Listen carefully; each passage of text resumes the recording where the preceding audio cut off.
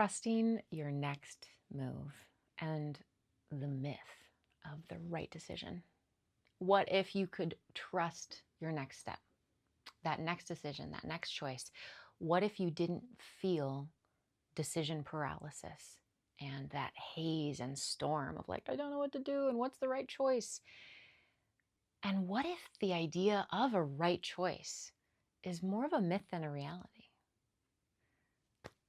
I'm excited to talk about this today because decision making is very near and dear to my heart. Not only because we constantly need to make decisions in life to move forward, to do anything, to have agency in our lives, but also because it's something that I personally struggled with big time, especially when I was younger. It was even to the point where I was kind of known for it. It was like, oh, that's Michaela. She just can't make decisions. Like two t-shirts to choose between. I don't know. I don't know which one to do. Just like complete, too much pressure, overwhelm. And that has changed for me. Now I actually enjoy decision making because it feels like an opportunity to get to know myself better, to engage with life even more, to live out with like my dreams with greater integrity. I actually really enjoy it. And I've been reflecting on what happened, what changed, what was that journey that I went on. And what's really cool is that because I've been a coach all these years, over 10 years now, I've also seen this process with clients. I've seen how they could go from feeling decision paralysis, self-doubt, anxiety, all of it, to feeling clarity and self-trust and this robustness and resilience to move forward in their life. So this video is going to be juicy. I'm excited about it. So we're going to be talking about helping you understand why decision making can be activating. We're going to touch on that, but we're going to spend the meat of our time together talking about a really cool 3-part model that I've designed that works well on so many things, but especially with decision making. And we're also going to talk about some other valuable concepts and tools when it comes to decision making. I really like to make sure that things are practical. So along the way, I'm not just going to be talking about theory. Along the way, I'm going to be including very practical tools that you can use each step of the way that will help you to be empowered when it comes to this process of making decisions that are in integrity with yourself. So good. I love it.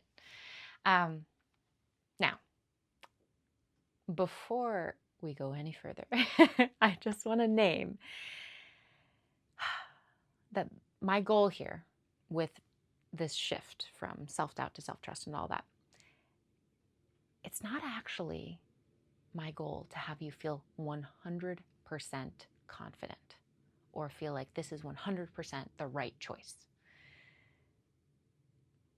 And in fact, that goal of 100%, of perfect, is part of what sets us up to go into decision paralysis, to go into greater anxiety and pressure and tension around a decision.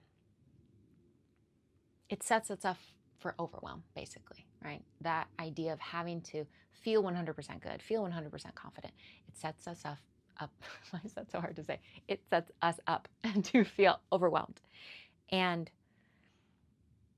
really, decision making, taking action, all of that is much more about the incremental of taking a step, moving forward, assessing, and adjusting. So create and adjust, create and adjust.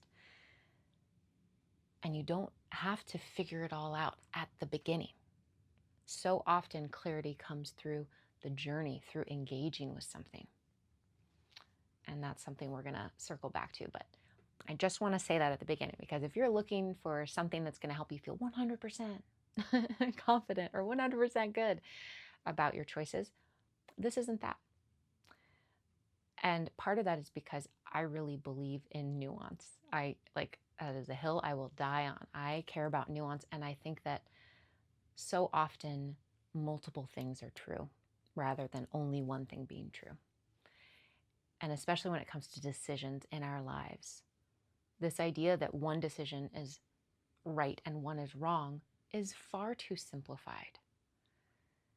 And ultimately, I choose to bring the focus on you as a human, as a creator who is showing up for your life and doing your best and taking one step after the next, right? So that's my approach. If you like that and you're liking this, keep watching. Let's dig in. Okay, so one of the things that I'm most excited about to talk about is a 3-part model that I've developed throughout my coaching. And I've drawn it for you all. It's a little small, but I think you'll be able to see it. It's called the Calm, Connect, Create model. And I set it up as a triangle, and little did I know how powerful setting it up as a triangle would be. Just wait, it gets really good. Okay, so anytime there's a decision and we feel that sense of decision paralysis and haze and like pressure and urgency and like, oh, I don't know what to do, that is a cue. That is a cue for us to go through this journey. We start by calming the system. Because as you'll notice there, as I was describing that, right, there's the urgency, there's kind of some panic, there's some stress, anxiety. That state of being is a dysregulated nervous system, right? The breathing's probably shifted, the emotions, the thoughts. And when we go more into that dysregulated state, less of our higher thinking and wisdom is online. Because literally certain parts of our brain will shut off. There's less energy and blood flow and all of that to certain parts of our brain when we feel like we're in a state of fight or flight. So the first step is to calm. And there's a few ways that I like to do that. And that's the reason to make it about the triangle. It's the foundation. It's here at the bottom because it's the foundation. It's where we want to start. It's like the ground that we can jump off from. So there's ways to calm yourself. And YouTube is full of resources. This channel is full of resources. There's so many ways to calm your nervous system. And I will name some of my favorites. Probably my first favorite one is breath, because it's always with you. It can be super subtle, right? You could be even mid-conversation and you could be like, oh yeah, I'm feeling panic. I could breathe a little deeper. Just breathing. There's lots of incredible specific forms of breath that is talked about in breath work. And one of the principles that comes from breath work and even yoga is this idea that if you're trying to calm yourself down versus amp yourself up, the key there is to extend the exhale. So sometimes I'll even do this by starting with the exhale and trying to empty out my lungs fully, and then let the inhale become deep just because my lungs are so empty. And then I'll emphasize the exhale again. So it might look like this. So we're just going to exhale everything out.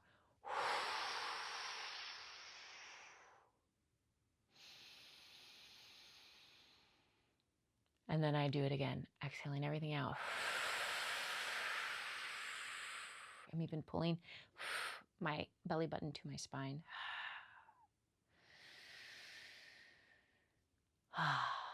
And you can do that slowly. That's the other thing that can help you calm down more, is to extend the exhale, not just how fully you exhale, but also how slowly you exhale. So to make it longer. So that's just a little note on breathing.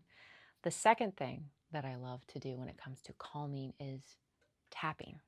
And this is where you tap on acupressure points on your face and body. And they've shown through scientific studies, it's incredible. And I've witnessed this because this is the main tool I use with clients time and time again. Tapping is amazing. It really does shift somebody's nervous system state. And honestly, tapping is kind of tied with breath, because similar to breath, tapping's always with you. You know, usually you can do at least one of these points. There's even more subtle finger tapping points that you can do. And sometimes, especially when I'm really dysregulated, tapping feels easier to do than taking a deep breath. It can feel hard to take a deep breath, but it can feel easy to just tap on the collarbone point for a little bit. And then naturally, I start to breathe a little deeper. So tapping is another incredible tool. The third tool is kind of broad, but it's basically doing something that dramatically shifts your attention. So when I'm activated, dysregulated, a lot of times I will be, and especially in this modern day and age, I will be seated in front of my laptop or with my phone. I will be with a digital device having this feeling of, I gotta decide, I gotta, and what I found is that shifting my attention in a profound way can help to create more space, can help to calm things down. And I think part of this is because I'm actually completing the stress cycle. So if I go from sitting, focused, laser, panic, kind of a freeze response basically, to standing up, going outside, or standing up, putting in my headphones, listening to some music, moving around, working out, dancing, whatever it might be, that is making me go from freeze to kind of more of a flight or movement type thing, which moves that stress through, and then I can, I'm okay, right? The other thing that can be powerful when you're trying to just deeply, profoundly shift your attention is I'll go outside and I'll just be still or kind of calmly moving around in the garden. And what I love about that is because there's beauty, and beauty can be so compelling. It really pulls you in. And nature is so profound too, because there's just like so much whimsy and wisdom in nature. And so it just allows me to kind of attune to something different than whatever stress I was dealing with like a budget or a travel plan or whatever it might be. So this third one is a little bit more amorphous, but I wanted to include this as an option when it comes to calming yourself, because sometimes breathing really helps. Sometimes tapping really helps. And sometimes shifting your state, right? Shifting your focus by shifting your state is really helpful. And so the main ways I feel like you can shift your state and your attention are changing your physical state. So if you're seated, go walk around. Or if you've been walking or driving, try to find somewhere where you could just like lay down flat and just close your eyes and get really still. Also just shifting your attention by having something beautiful to pay attention to, or something really slow moving, and just bringing your attention to that thing rather than trying to figure it all out.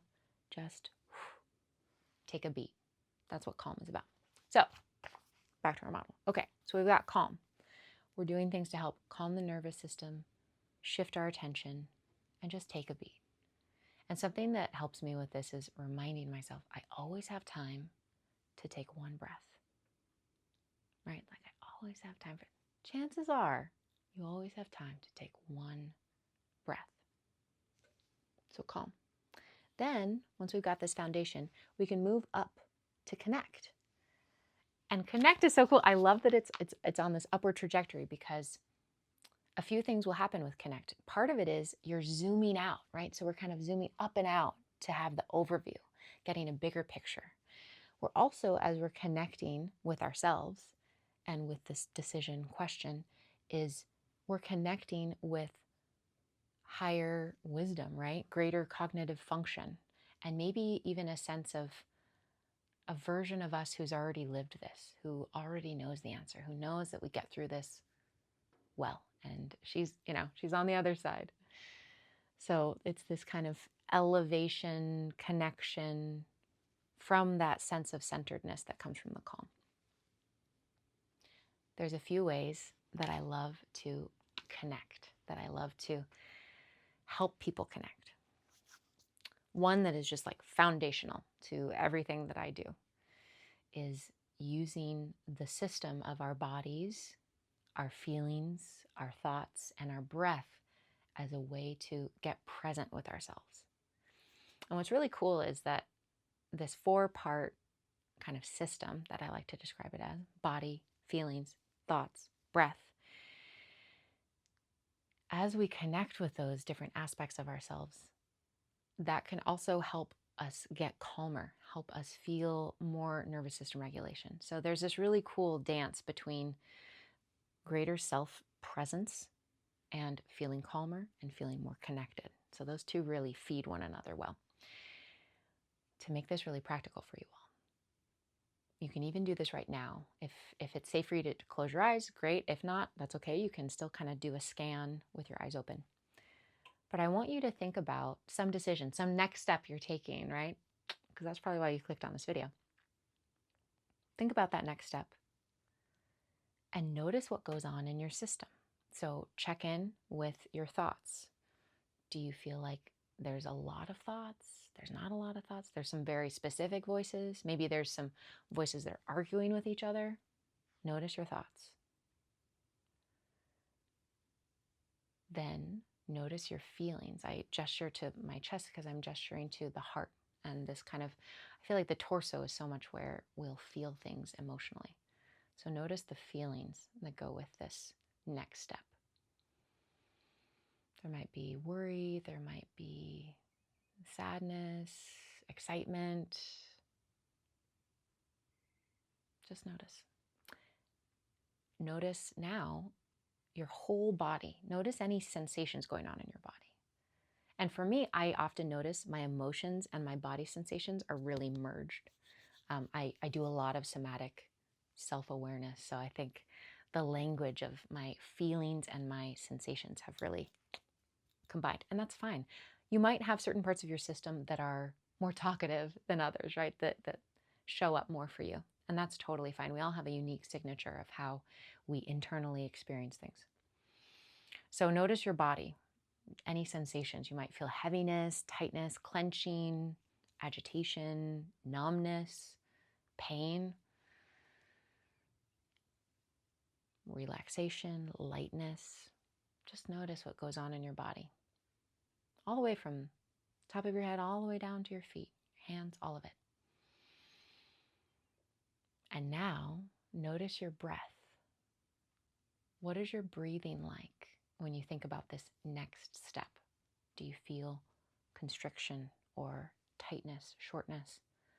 Or does it feel more slow and spacious and deep? Just notice.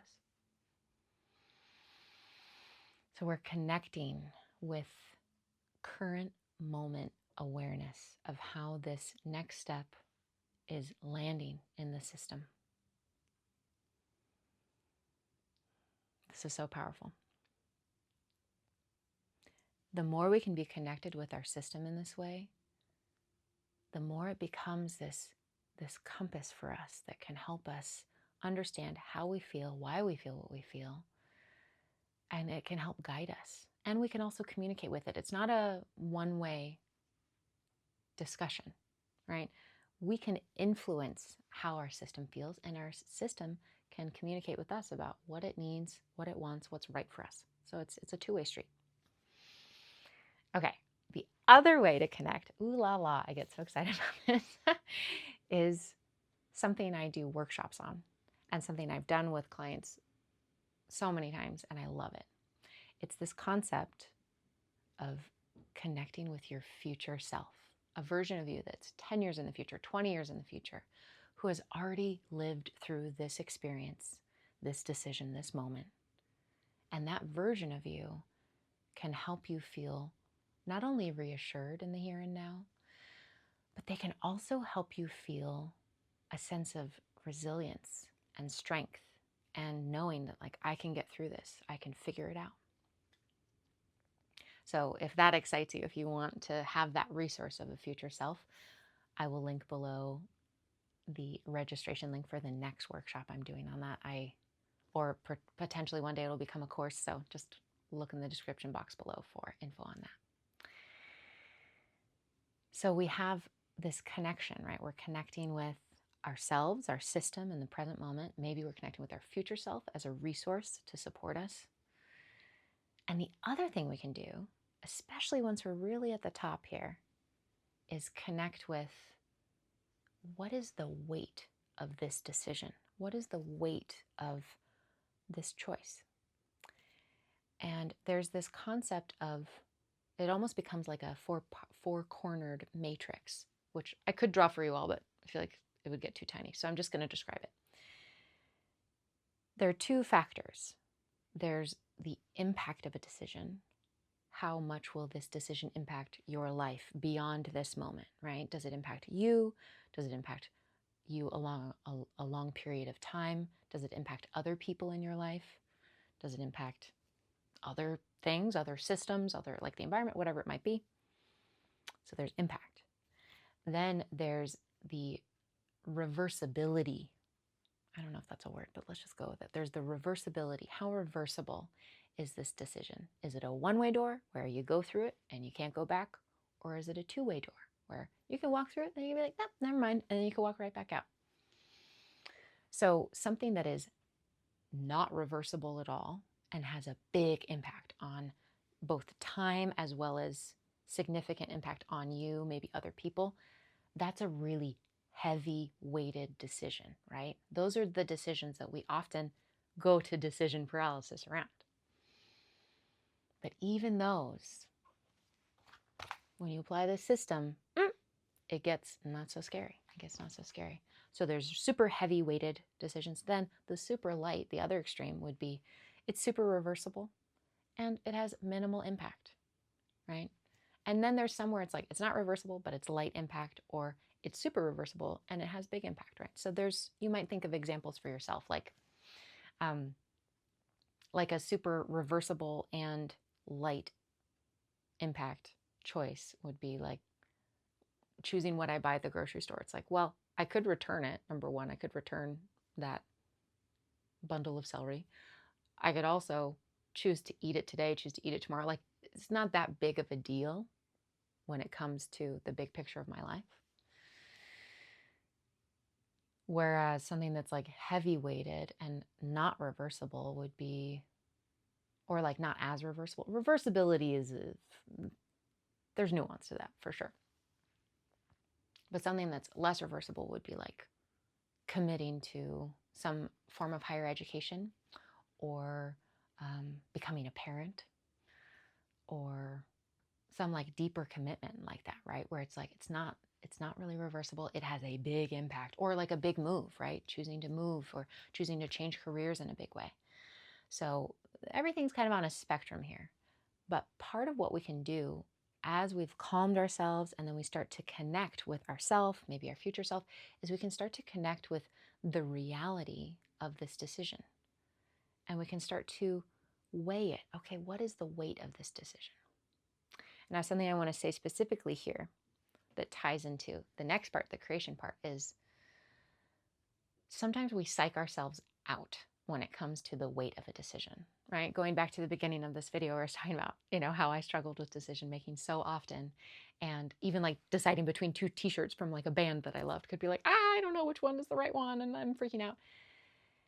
I felt like the weight of that decision was way bigger than it actually was. And part of that came from believing that there was a right decision and a wrong decision. And part of it was from not zooming out enough and getting honest about, like, this is a t-shirt that I'm going to have that I'm going to enjoy. And yeah, I might feel like maybe time will go on and I'll be like, man, I wish I had gotten the other one because I liked that one flower on that other one. But I think I'll be okay. Like, I can sit with knowing that I chose one. I'm just glad to have one of the t-shirts and not none. So there is a certain level of like needing to get comfortable with the finiteness of life. This is something Oliver Burkeman talks about in his wonderful books. He has one called 4,000 Weeks, another, I don't remember all the titles, but he's got a lot of great books that I've been listening to and reading. And he talks about how it's so important for us to radically accept our own finitude and the finitude of life and the experiences we'll have. And so that's kind of part of this decision-making thing, is like realizing, wow, yeah, I might miss out on something that I might have enjoyed, or I might miss out on getting to wear that t-shirt that I might have really enjoyed and people might have complimented me on it. Yeah. What if I'm still okay? What if my sense of self and my sense of okayness is so much bigger than that. So it's time to go back to our model. I'm so excited. Okay. So we've calmed. We've got the foundation. We move up and connect and zoom out and get a bit bigger perspective. And then there's something that happens. This is where I get really excited about the fact that this is a triangle, because, you know, we moved up, but then we're going to move down, right? This is so cool. It's kind of like that moment when you're on a roller coaster. And I don't even really like roller coasters, like, to be honest. But there's that moment where you climb, and then you're at the top. You can see the whole park. It's so beautiful. It's so exciting. But there's that moment of dread, right? So you've done all these yummy things. I feel like this can happen in this cycle where, you took the time to tap, to breathe, to calm yourself, to regulate your nervous system. Then you started to connect with yourself more, connect with your bigger vision, your values, how important and impactful this decision is. And then it comes time to create, to take action. And there's this moment, like when you're at the top of the roller coaster, where you're like, oh no, it's about to happen. We're gonna go on the ride now. And there can be some panic that sets in. So sometimes that's an invitation to just come back, calm, connect, right? Just do like a little mini. But I wanted to name that because I wanted to name how normal that is. I wanted to normalize that even after you've spent time connecting with yourself and getting calm, there could still be this, this hitch. And that's okay. That's normal. And the cool thing is, as you step into this create phase of this model, is that you're going downhill. And I love this. This is where I got really excited about the triangle diagram, because the way that I think about decision making is that it's really powerful to think about the direction and not the destination, and to make it about engaging with this new world, this new idea, this new choice, and to get forward movement, because that creates momentum, like you're rolling downhill. And as you have more momentum, as you're taking more action, you're able to get greater clarity and take further action and adjust as you go. It's much easier to change course if you're in motion than if you're starting at a standstill and you're rooted. So, create. This is a powerful part of it. And rather than having very practical tools for you all, like I had, with Calm, I had breathing, tapping, changing your state. With Connect, I had the 4-part system to connect with, the future self to connect with, the weight of the decision matrix to reflect on. With Create, I more so want to invite you into these ideas that I already touched on, of it's easier to adjust and to refine and to make it into what you really want it to be if you're in motion. So let yourself take a baby step, take some step of action to engage with this next thing. And then assess and keep this system going, right? Keep the system going where you take a step, right? And then, okay, now we're gonna check in with our nervous system, connect with ourselves, and take another step, right? And it can become this wheel that actually keeps you moving forward, but not just moving forward arbitrarily. You're moving forward with intention, with clarity, and with connection to yourself. Part of why this is so valuable, and part of the kind of meta thinking that's happening with this model, is that we're shifting from being externally oriented to all the shoulds, all the external expectations, all the ways other people have done it or think we should do it, to what's really true for us. And not just true for like the general us, but like this deeper, unique, specific to you clarity. Part of where my create ideas come from is two main resources. One is Marie Forleo and her book, Everything is Figure Outable, which I highly recommend. It's a great book. I feel like I read that book, I got it, and it's shifted the way that I engage with life. because that book does such a great job of instilling in the reader this belief that everything is figure outable. And she really emphasizes this concept of taking action, and you get clarity as you go, rather than trying to get all the clarity before you do anything and then do something. It's like, no, you can figure it out as you go. Just take some action, start to engage with it, and adjust. The other resource that totally echoes this in its whole own unique way is another author who's less well known, Robert Fritz, and his book, Your Life as Art. He has lots of books too. He's also written one called The Path of Least Resistance. But Your Life as Art is really profound. And he talks about this concept of create and adjust, create and adjust.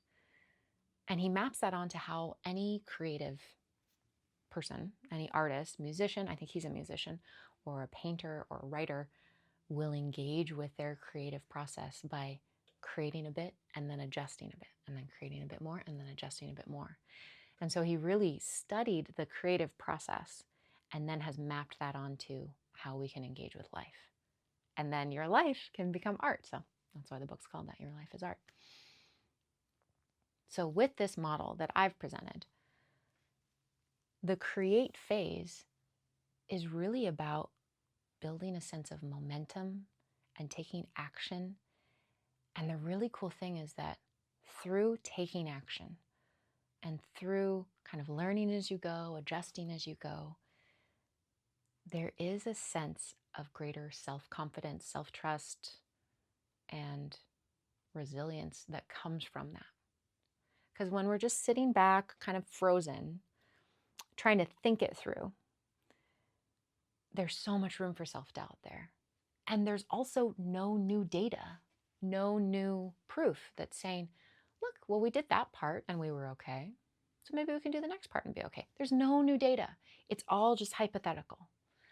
And so that's such a perfect recipe for paralysis, for self-doubt, all of it.